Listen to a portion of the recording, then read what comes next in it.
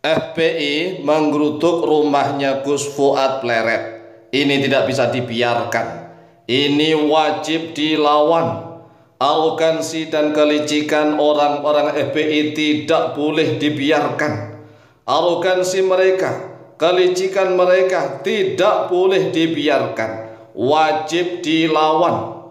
Karena FPI terus melakukan provokasi di mana-mana agar masyarakat Indonesia, terutama masyarakat Indonesia bagian timur, marah kepada Gus Fuad Pleret atas ucapannya kepada guru tua Palu, yaitu Habib Idrus bin Salim Al-Jufri.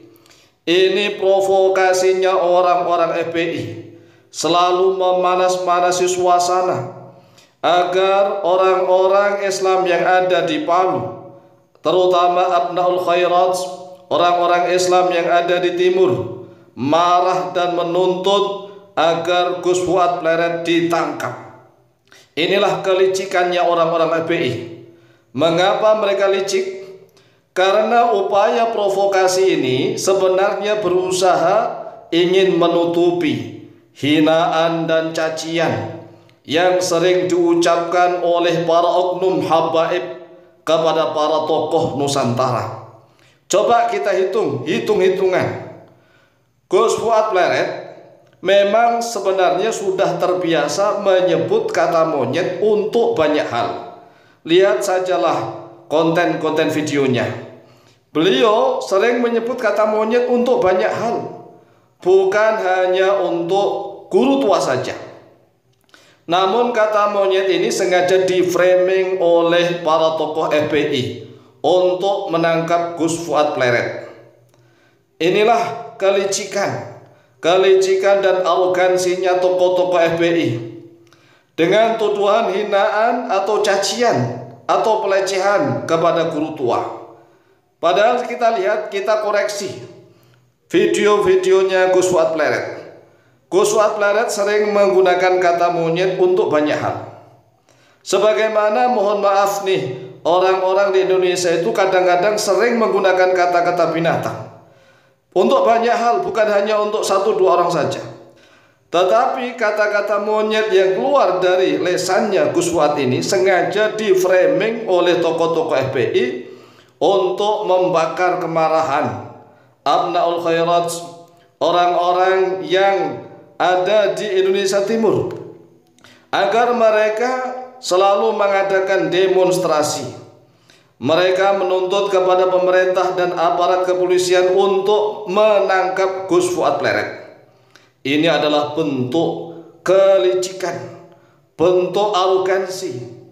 Jika masyarakat Indonesia diam saja, tidak melawan apa yang dilakukan oleh para oknum-oknum FPI ini, maka selamanya Indonesia akan selalu diacak-acak oleh orang-orang semacam para anggota FPI ini. Jangan biarkan framing licik dari FPI ini berhasil, seperti kelicikan mereka menjegal Ahok yang di-framing sebagai penghina Al-Quran, penoda Al-Quran, peleceh Al-Quran. Sebenarnya hanya demi politik, ingin menang Pilkada DKI Jakarta. Itulah tujuan sebenarnya, karena Ahok adalah salah satu calon gubernur terkuat. Maka bagaimana caranya bisa menjegal Ahok? Bagaimana caranya bisa menyingkirkan Ahok sehingga calon gubernur yang menjadi pujaannya orang-orang FPI bisa menang? Caranya dengan cara licik. Mereka menggunakan berbagai macam cara. Yang namanya Ahok itu non-muslim, yang namanya orang non-muslim itu sejak dari sononya tidak ada yang percaya kepada Al-Quran Karim.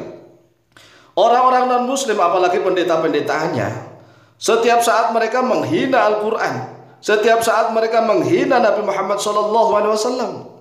Jika orang-orang non-muslim itu mempercayai Al-Quran, mempercayai Nabi Muhammad SAW, maka mereka sudah tentu akan masuk agama Islam. Sehingga inilah kita sebagai bangsa Indonesia harus paham, harus berbuat adil kepada siapapun, Lah masa ada orang non muslim yang menyindir tentang ayat Al-Quran? Kan sebenarnya tujuan Ahok itu adalah jangan percaya kepada kiainya, jangan percaya kepada kiainya atau ustadznya atau siapapun tokoh yang menggunakan ayat Al-Quran untuk tujuan politik, hanya ingin memenangkan pilkada, tetapi para kiai, para ustadznya menggunakan ayat-ayat Al-Quran untuk menjegal lawannya. Jadi maksudnya Ahok adalah jangan percaya kepada ustadznya atau kiainya yang menyampaikan menggunakan ayat Al-Quran untuk menjegal lawan. Tetapi secara licik di framing oleh orang-orang FPI bahwa Ahok adalah sebagai penghina Al-Quran. Ahok dituduh sebagai penoda Al-Quran, penodaan Al-Quranul Karim. Ini kan cara-cara licik. Oleh sebab itulah seluruh bangsa Indonesia bangkit, jangan biarkan arogansi dan kelicikan orang-orang FPI akan seenaknya mengatur Indonesia.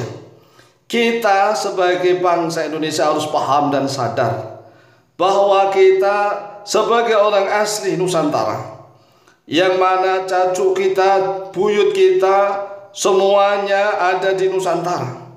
Sedangkan mereka-mereka ini pendatang. Yang namanya pendatang, mereka seenaknya mengatakan Indonesia ini adalah sebagai pintunya para wali tarim.